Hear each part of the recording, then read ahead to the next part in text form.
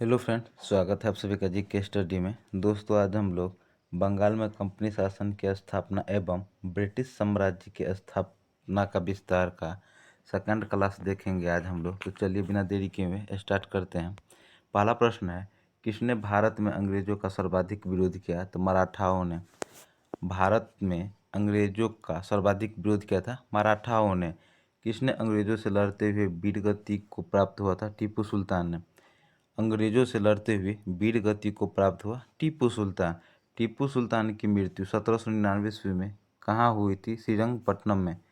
टीपू सुल्तान की मृत्यु 1799 ईस्वी में कहाँ हुई थी? श्रीरंगपट्टनम में।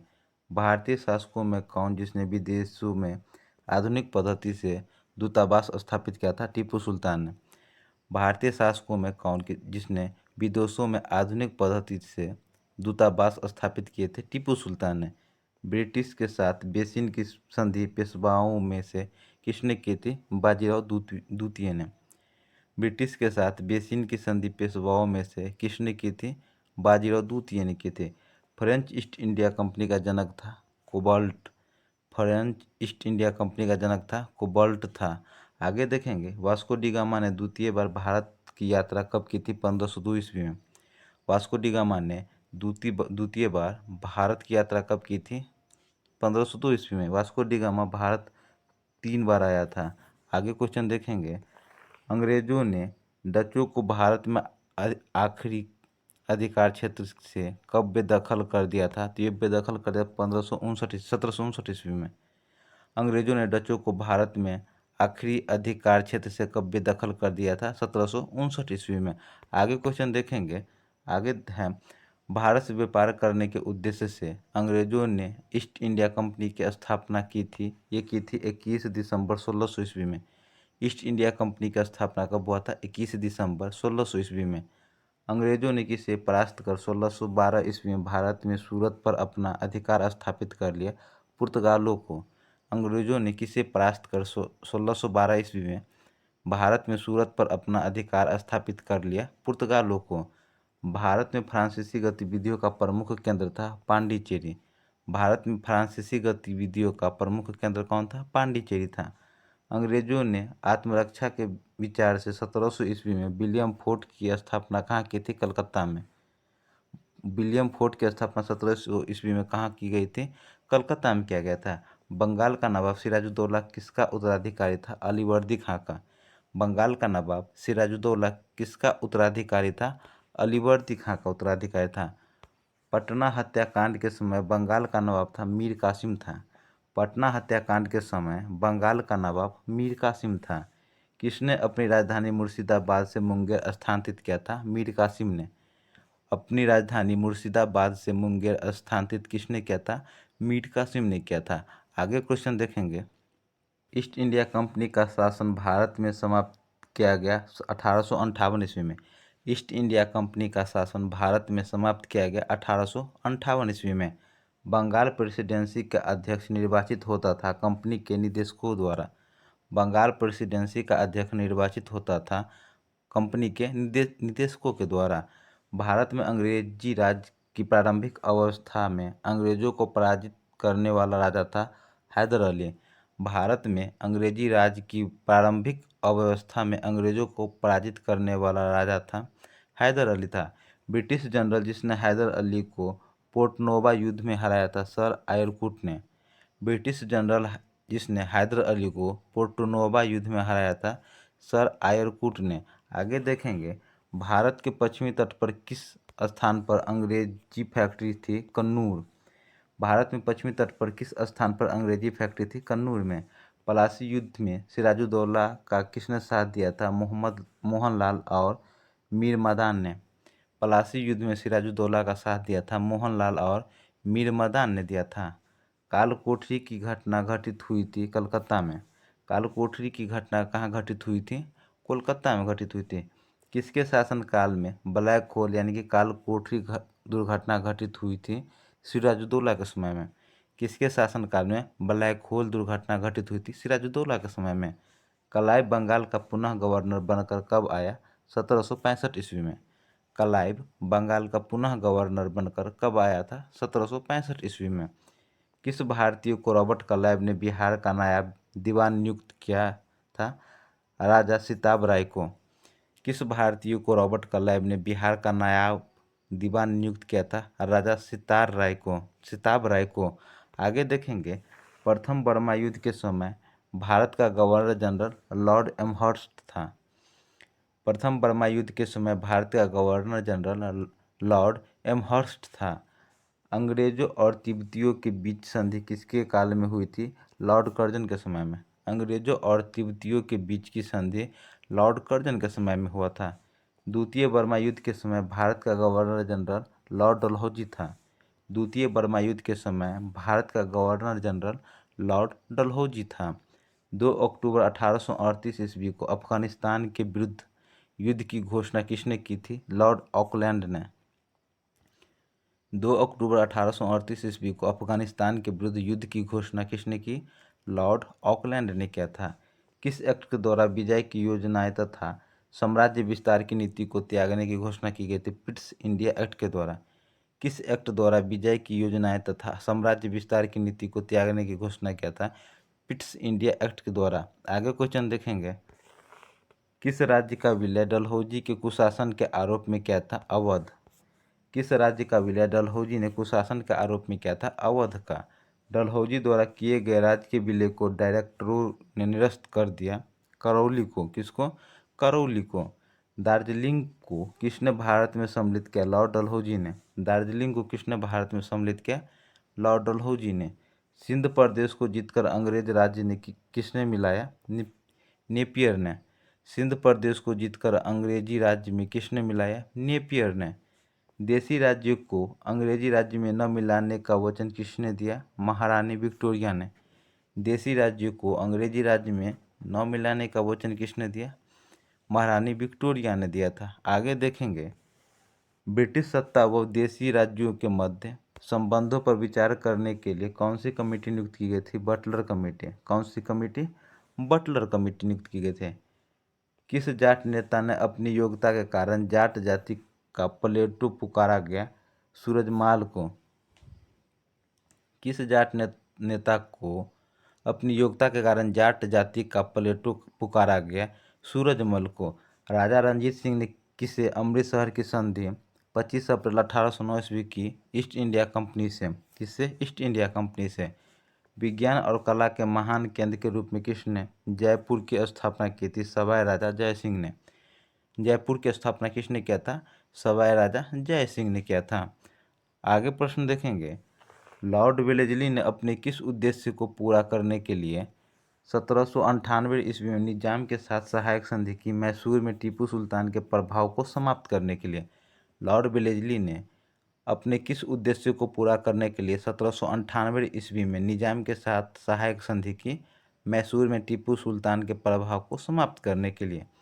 किस क्रांति से प्रभावित होकर टीपू सुल्तान ने श्रीरंगपट्टनम में जैकोबिन क्लब की स्थापना की और उसका सदस्य बना? फ्रांसीसी क्रांति। कौन सी क्रांति थी? फ्रांसीसी क्रांति। हैदर अली की मृत्यु 1782 ईस्वी में किस युद्ध के दौरान हुई थी? द्वितीय आंग्ल मैसूर युद्ध के समय। हैदर अली की मृत्यु 1782 ईस्वी में किस युद्ध के दौरान हुई थी? द्वितीय आंग्ल मैसूर युद्ध। हैदर अली की मृत्यु कब हुआ था? 1782 ईस्वी में हुआ था। द्वितीय आंग्ल मैसूर युद्ध के समय गवर्नर जनरल कौन था? Warren Hastings. द्वितीय आंग्ल मैसूर युद्ध के समय गवर्नर जनरल कौन था? वारेन हेस्टिंग्स था। आगे प्रश्न देखेंगे, टीपू द्वारा श्रीरंगपट्टनम में स्वतंत्रता का वृक्ष लगाए जाने का क्या राजनीतिक महत्व था? यह फ्रांस और टीपू की मैत्री का प्रतीक था। टीपू द्वारा श्रीरंगपट्टनम में स्वतंत्रता का वृक्ष लगाए जाने का क्या राजनीतिक महत्व था? यह फ्रांस और टीपू की मैत्री का प्रतीक था। द्वितीय आंग्ल मैसूर युद्ध 17 मार्च 1784 ईस्वी में मैंगलोर की संधि के बाद समाप्त हुआ। यह संधि किसके बीच संपन्न हुआ? टीपू सुल्तान और अंग्रेज के बीच। द्वितीय आंग्ल मैसूर युद्ध 17 मार्च 1784 ईस्वी में मैंगलोर की संधि के बाद समाप्त हुआ था। यह किसके बीच था? टीपू सुल्तान और अंग्रेज के बीच में था। तीसरे आंग्ल मैसूर युद्ध रोकने के लिए टीपू सुल्तान ने अंग्रेजों के साथ कौन सी संधि की? श्रीरंगपट्टनम की संधि। तीसरे आंग्ल मैसूर युद्ध को रोकने के लिए श्रीरंगपट्टनम की संधि की थी। किसके नेतृत्व में अंग्रेजी सेना ने फरवरी 1792 में श्रीरंगपट्टनम के किले को घेरकर टीपू को संधि के लिए मजबूर किया? कॉर्नवालिस के। किसके? कॉर्नवालिस के। आगे देखेंगे, अंग्रेजों के संरक्षण में बनने वाला प्रथम मुगल बादशाह कौन था? तो ये था अकबर द्वितीय। अंग्रेजों के संरक्षण में बनने वाला प्रथम मुगल बादशाह अकबर द्वितीय था। अंग्रेजों द्वारा बंगाल में प्रथम कारखाना स्थापित किया गया हुगली में। अंग्रेजों द्वारा बंगाल में प्रथम कारखाना स्थापित कहाँ किया गया था? हुगली में किया गया था। भारत में रहने वाले सभी यूरोपियनों को गिरफ्तार करने का आदेश किस मुगल बादशाह द्वारा दिया गया? औरंगजेब के द्वारा। भारत में रहने वाला सभी यूरोपियनों को गिरफ्तार करने का आदेश किस मुगल बादशाह ने दिया था? औरंगजेब द्वारा दिया गया था। 1761 ईस्वी में पांडिचेरी को फ्रांसीसियों से किसने छीन लिया? अंग्रेजों ने।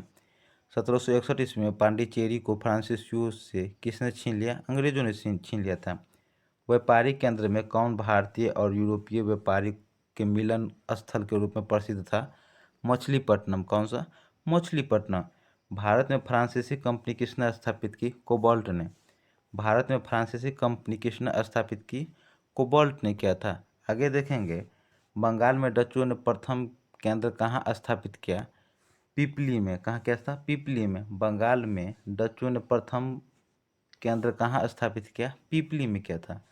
वर्ष 1765 में दीवानी प्रदान किए जाने के बाद ब्रिटिश सबसे पहले किस पर्वतीय जनजाति के संपर्क में आए? खासी जनजाति के संपर्क में। कौन से जनजाति के संपर्क में आए थे? खासी। भारत में आधुनिक शिक्षा प्रणाली की नींव किसने डाली? चार्ल्स ग्रांट ने। भारत में आधुनिक शिक्षा प्रणाली की नींव किसने डाली थी? चार्ल्स ग्रांट ने डाली थी। भारत में जिस प्रथम राजनीतिक संगठन की स्थापना 1838 में हुई थी उसका नाम था लैंड होल्डर्स सोसाइटी। कौन सा था? लैंड होल्डर्स सोसाइटी था। भारत में अंग्रेजी शिक्षा के जन्मदाता किसे माना जाता है? लॉर्ड मैकाले को। भारत में अंग्रेजी शिक्षा के जन्मदाता किसको माना जाता है? लॉर्ड मैकाले को। भारत में अंग्रेजों के समय में प्रथम जनगणना हुई थी लॉर्ड मियो के कार्यकाल में। भारत में अंग्रेजों के समय में प्रथम जनगणना हुई थी लॉर्ड मेयो के काल में हुआ था। भारत में प्रथम रेल लाइन का निर्माण हुआ था बम्बई से थाने के बीच में। भारत में प्रथम रेल लाइन का निर्माण हुआ था बम्बई और थाने के बीच में हुआ था। आगे देखेंगे, शिक्षा के माध्यम के रूप में अंग्रेजी की वकालत किसने की थी? तो ये की थी लॉर्ड मैकाले ने। शिक्षा के माध्यम के रूप में अंग्रेजी शिक्षा की वकालत किसने किया था? लॉर्ड मैकाले ने किया था। भारत के वायसरायों में किसके काल में Indian penal code, civil procedure code और क्रिमिनल प्रोसीजर कोड पारित किए गए थे? लॉर्ड कैनिंग के समय में। किसके समय में? लॉर्ड कैनिंग के समय में। भारत में न्यायिक संगठन की स्थापना किसने की थी? लॉर्ड कॉर्नवालिस ने। भारत में न्यायिक संगठन की स्थापना किसने की? लॉर्ड कॉर्नवालिस ने किया था। ब्रिटिश सरकार का यह गवर्नर जनरल कौन था जिसने भारत में डाक टिकट शुरू किया था? लॉर्ड डलहौजी ने। भारत में डाक टिकट किसने शुरू किया था? लॉर्ड डलहौजी ने शुरू किया था। आगे देखेंगे, भारत में गवर्नर जनरल, उनकी नीतियाँ एवं वर्ष। तो ये है वारेन हेस्टिंग्स बंगाल में द्वैध शासन का अंत 1782 ईस्वी में। वारेन हेस्टिंग्स बंगाल में द्वैध शासन का अंत 1772 ईस्वी में। कब किया था? 1772 ईस्वी में। लॉर्ड कॉर्नवालिस अस्थायी बंदोबस्त 1793 ईस्वी में। लॉर्ड कॉर्नवालिस अस्थायी बंदोबस्त 1793 ईस्वी में। लॉर्ड वेलेस्ली सहायक संधि 1798 ईस्वी में। लॉर्ड वेलेस्ली सहायक संधि 1798 ईस्वी में। लॉर्ड ऑकलैंड अग्रगामी नीति 1842 ईस्वी में। लॉर्ड ऑकलैंड अग्रगामी नीति 1842 ईस्वी में। लॉर्ड डलहौजी राज्य हड़प नीति 1848 से 56 ईस्वी। लॉर्ड डलहौजी राज्य हड़प नीति 1848 से 1856 ईस्वी। सर जॉन लॉरेंस महान निष्क्रियता 1864 से 1869 ईस्वी तक। सर जॉन लॉरेंस महान निष्क्रियता 1864 से 69 ईस्वी। लॉर्ड रिपन स्थानीय स्वशासन 1882 ईस्वी में। लॉर्ड रिपन नीति थी स्थानीय स्वशासन 1882 ईस्वी में।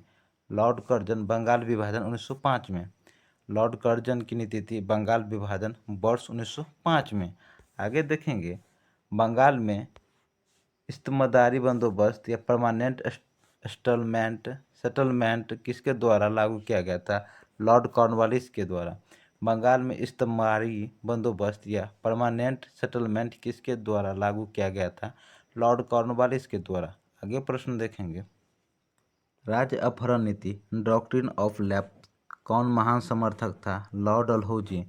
राज्य अपहरण नीति का कौन महान समर्थक था? लॉर्ड डलहौजी था। हड़प नीति के अंतर्गत कौन से भारतीय राज्य कब्जे में किए गए थे? झांसी, नागपुर व सतारा। हड़प नीति के अंतर्गत कौन से भारतीय राज्य कब्जे में किए गए थे? झांसी, नागपुर व सतारा किए गए थे। गोद प्रथा पर प्रतिबंध लगाने वाला गवर्नर जनरल कौन था? लॉर्ड डलहौजी।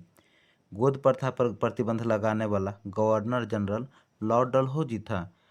भारतवर्ष में सिविल सेवा का सूत्रपात किसने किया? लॉर्ड कॉर्नवालिस ने। भारतवर्ष में सिविल सेवा का सूत्रपात लॉर्ड कॉर्नवालिस ने किया था। सती प्रथा का अंत करने तथा ठगी को समाप्त करने का श्रेय किसे जाता है? लॉर्ड विलियम बेंटिंक को। सती प्रथा का अंत करने व तथा ठगी को समाप्त करने का श्रेय लॉर्ड विलियम बेंटिंक को जाता है। भारत का प्रथम governor general Lord William Bentinck था। भारत का प्रथम गवर्नर जनरल कौन था? लॉर्ड विलियम बेंटिंक था। आगे प्रश्न देखेंगे। भारत में वित्त विकेंद्रीकरण का कार्य किसने प्रारंभ किया? तो ये प्रारंभ किया था लॉर्ड मेयो ने।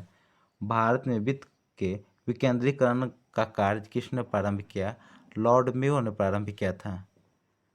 ब्रिटिश भारत का प्रथम वायसराय था लॉर्ड कैनिंग। ब्रिटिश भारत का प्रथम वायसराय कौन था? लॉर्ड कैनिंग था।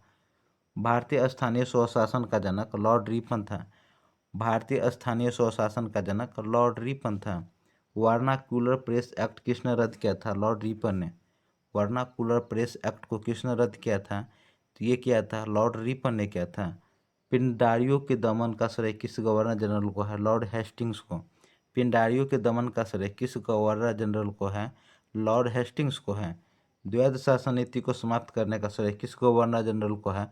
वारेन हेस्टिंग्स को। द्वैध शासन नीति को समाप्त करने का श्रेय किस गवर्नर जनरल को है? वारेन हेस्टिंग्स को। आगे प्रश्न देखेंगे। किस अधिनियम के तहत वारेन हेस्टिंग्स बंगाल का प्रथम गवर्नर जनरल बनाए गए? 1773 के रेगुलेटिंग एक्ट। किस अधिनियम के तहत वारेन हेस्टिंग्स बंगाल के प्रथम गवर्नर जनरल बनाए गए? 1773 का रेगुलेटिंग एक्ट।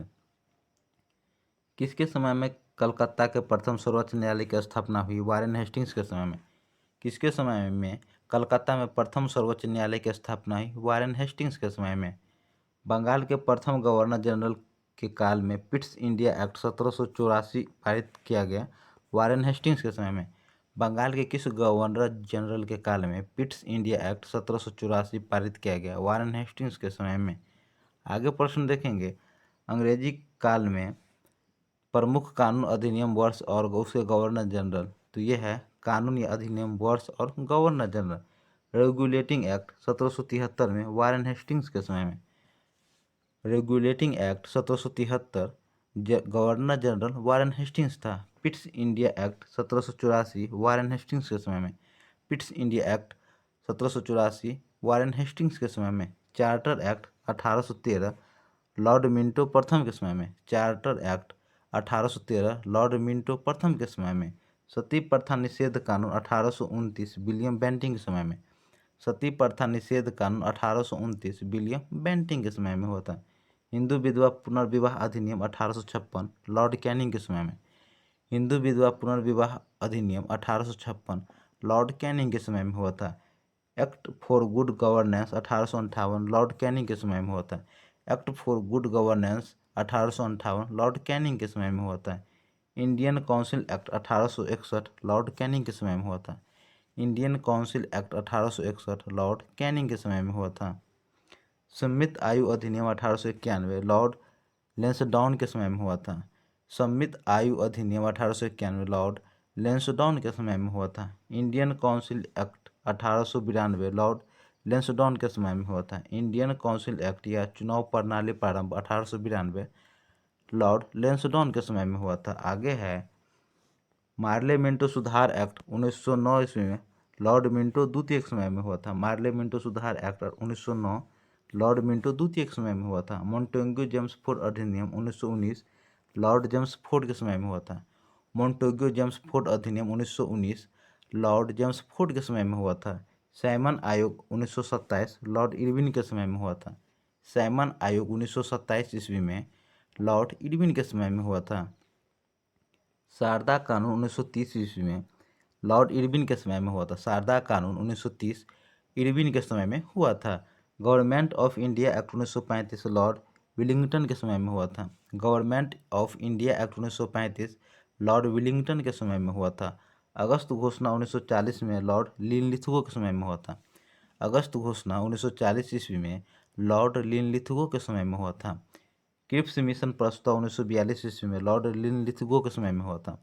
क्रिप्स मिशन प्रस्ताव 1942 ईस्वी में लॉर्ड लिनलिथगो के समय में हुआ था। वेबेल योजना 1945 में लॉर्ड वेबेल के समय में हुआ था। वेबेल योजना 1945 ईस्वी में लॉर्ड वेबेल के समय में हुआ था। कैबिनेट मिशन योजना 1946 ईस्वी में लॉर्ड वेबेल के समय में हुआ था। कैबिनेट मिशन योजना 1946 ईस्वी में लॉर्ड वेबेल के समय में हुआ था। कैबिनेट मिशन योजना कब हुआ था? 1946 ईस्वी में। किसके समय में? लॉर्ड वेबेल के समय में हुआ था। माउंटबेटन योजना 1947 ईस्वी में लॉर्ड माउंटबेटन के समय में हुआ था। माउंटबेटन योजना कब हुआ था? 1947 ईस्वी में। किसके समय में हुआ था? लॉर्ड माउंटबेटन के समय में हुआ था। आगे प्रश्न देखेंगे, सुरक्षा प्रकोष्ठ नीति किस गवर्नर से संबंधित है? तो ये संबंधित है वारेन हेस्टिंग्स से। सुरक्षा प्रकोष्ठ नीति वारेन हेस्टिंग्स से संबंधित है। ब्रिटिश सरकार ने हिंदू विधवाओं का पुनर्विवाह संबंधी कानून किस वर्ष पारित किया? तो ये किया था वर्ष 1856 में। हिंदू विधवाओं का पुनर्विवाह संबंधित कानून 1856 ईस्वी में पारित किया गया था। लॉर्ड डलहौजी के उत्तराधिकार हरण सिद्धांत का सर्वप्रथम रियासत बनी सतारा। कौन सा रियासत बना था? सतारा। अफगानिस्तान के संबंध में आक्रमणीयता की नीति किसने अपनाई? सर जॉन लॉरेंस ने। किसने अपनाया था? सर जॉन लॉरेंस ने। भारत में पश्चात शिक्षा 1835 ईस्वी में किसने आरंभ की? तो ये आरंभ की थी लॉर्ड मैकाले ने। किसने आरंभ किया था? लॉर्ड मैकाले ने। 1 नवंबर 1858 ईस्वी को महारानी विक्टोरिया की घोषणा पत्र इलाहाबाद में पढ़कर कौन सुनाया था? लॉर्ड कैनिंग ने। 1 नवंबर 1858 ईस्वी को महारानी विक्टोरिया की घोषणा पत्र इलाहाबाद में किसने पढ़ा था? लॉर्ड कैनिंग ने। प्रथम इंडियन काउंसिल एक्ट कब और किस वायसराय के कार्यकाल में पारित हुआ था? 1861 ईस्वी में लॉर्ड कैनिंग के समय में। किसके समय में? लॉर्ड कैनिंग के समय में। आर्म्स एक्ट किस वायसराय के कार्यकाल में पारित हुआ था? लॉर्ड लिटन के समय में। आर्म्स एक्ट किस वायसराय के कार्यकाल में पारित हुआ? लॉर्ड लिटन के समय में। लॉर्ड लिटन की प्रतिक्रियावादी नीति का क्या परिणाम हुआ? भारतीयों में राष्ट्रीयता की भावना का विकास हुआ। भारतीयों में राष्ट्रीयता की भावना का विकास हुआ था। आगे प्रश्न देखेंगे, राष्ट्रीय आंदोलन के विकास में किस वायसराय के प्रमुख भूमिका निभाई? तो लॉर्ड लिटन एवं लॉर्ड कर्जन ने। राष्ट्रीय आंदोलन के विकास में किस वायसराय ने प्रमुख भूमिका निभाई? लॉर्ड लिटन और लॉर्ड कर्जन ने। किसके काल में इल्बर्ट बिल विवाद घटना हुआ? तो ये लॉर्ड रिपन के समय में। किसके काल में इल्बर्ट बिल विवाद घटना है? लॉर्ड रिपन के समय में। इल्बर्ट बिल विवाद संबंधित था भारतीय न्याय व्यवस्था से। इल्बर्ट बिल विवाद संबंधित था भारतीय न्याय व्यवस्था से। अंग्रेजी शासन का प्रभाव किस क्षेत्र में अधिक पड़ा? आर्थिक क्षेत्र में। अंग्रेजी शासन का प्रभाव किस क्षेत्र में अधिक पड़ा? आर्थिक क्षेत्र में। भारत में प्रथम रेल लाइन किसने बिछवाई थी? लॉर्ड क्लार्क ने। भारत में प्रथम रेल लाइन किसने बिछवाई थी? लॉर्ड क्लार्क ने। भारत से ब्रिटेन की ओर संपत्ति के अपवहन का सिद्धांत किसने प्रतिपादन किया था? दादा भाई नौरोजी ने। भारत से ब्रिटेन की ओर संपत्ति का अपवहन का सिद्धांत किसने प्रतिपादित किया? दादा भाई नौरोजी ने। वर्ष 1853 ईस्वी में लॉर्ड डलहौजी ने जो पहली टेलीग्राफ लाइन शुरू की वह किसके बीच थी? कलकत्ता और आगरा के बीच में। किसके बीच में? कलकत्ता और आगरा के बीच में था। आगे प्रश्न देखेंगे, भारत में ब्रिटिश भू राजस्व प्रणाली का किसने अधिक लाभ प्राप्त हुआ? जमींदारों को। भारत में ब्रिटिश भू राजस्व प्रणाली का किसने अधिक लाभ प्राप्त किया? जमींदारों ने। भारत में सबसे पहला सूती वस्त्र मिल किस शहर में स्थापित किया गया? मुंबई में। भारत में सबसे पहला सूती वस्त्र मिल किस शहर में स्थापित किया गया? बम्बई में। ब्रिटिश सरकार ने भारत में अस्थायी बंदोबस्त कब लागू किया? 22 मई 1793 ईस्वी को। ब्रिटिश सरकार ने भारत में अस्थायी बंदोबस्त 22 मई 1793 ईस्वी को लागू किया था। रैयतवारी व्यवस्था कब लागू की गई थी? 1820 ईस्वी में। रैयतवारी व्यवस्था कब लागू की गई थी? 1820 ईस्वी में। पहली बार औपचारिक रूप से महलबारी प्रथा कब लागू की गई थी? 1822 ईस्वी में। महलबारी प्रथा कब लागू की गई थी? 1822 ईस्वी में। अंग्रेजी शासन काल में भारत का कौन सा क्षेत्र अफीम उत्पादन के लिए प्रसिद्ध था? बिहार। बिहार। अंग्रेजी शासन काल में भारत का कौन सा क्षेत्र अफीम उत्पादन के लिए प्रसिद्ध था? बिहार प्रसिद्ध था। आगे प्रश्न देखेंगे। नील कृषकों की दुर्दशा पर लिखी गई पुस्तक नील दर्पण के लेखक कौन थे? तो इसके लेखक थे दीनबंधु मित्र। नील कृषकों की दुर्दशा के लिए लिखी गई पुस्तक नील दर्पण के लेखक कौन थे? दीनबंधु मित्र थे। आगे देखेंगे। अंग्रेजों द्वारा सर्वप्रथम कहवा बागान कहाँ लगाए गए थे? वायनाड जनपद में। अंग्रेजों द्वारा सर्वप्रथम कहवा बागान कहाँ लगाए गए थे? वायनाड जनपद में। भारत में अंग्रेजों के समय प्रथम जनगणना किसके कार्यकाल में हुई थी? लॉर्ड मेयो के कार्यकाल में। भारत में अंग्रेजों के समय में प्रथम जनगणना किसके कार्यकाल में हुई थी? लॉर्ड मेयो के कार्यकाल में। उत्तरी भारत की भूमिकर व्यवस्था का प्रवर्तक किसे कहा जाता है? मार्टिन बर्ड को। उत्तरी भारत में भूमिकर व्यवस्था की प्रवर्तक किसे कहा जाता है? मार्टिन बर्ड को। ब्रिटिश शासन के दौरान भारत में उद्योगों का कोई स्वतंत्र विकास नहीं हुआ, इसका कारण था भारी उद्योग का अभाव। ब्रिटिश शासन के दौरान भारत में उद्योग का कोई स्वतंत्र विकास नहीं हुआ, इसका कारण था भारी उद्योग का अभाव। तो दोस्तों, हमारा ये टॉपिक कंप्लीट हुआ। ये टॉपिक आपको कैसा लगा हमें कमेंट करके ज़रूर बताइएगा। अच्छा लगा हो तो लाइक कीजिएगा, कमेंट कीजिएगा और सब्सक्राइब कीजिएगा। मिलते हैं नेक्स्ट टॉपिक में, तब तक के लिए जय हिंद, जय भारत।